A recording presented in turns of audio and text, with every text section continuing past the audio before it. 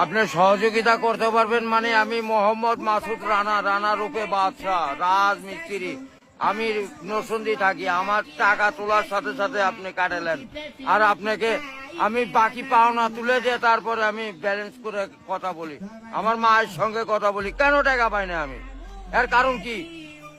কেন দেওয়া হবে না আমাকে? আমি কি চতুর্থ না ডাকাত? সমস্যাই তো। Any problem don't disturb, okay understand? আপনি যখন লোন লাগবে তখন লোন দিবেন এই নাম্বারে। আমার মার সঙ্গে কথা বলতে হয়, আমি লোন ক্লিয়ার করি। তো আমাকে লোন দিবেন না কেন? লাস্ট ইমার্জেন্সি মানে আমার মা আগে না আপনার অফিস আগে, অফিস উড়াই দেবো কিন্তু মাথা গরম করলে।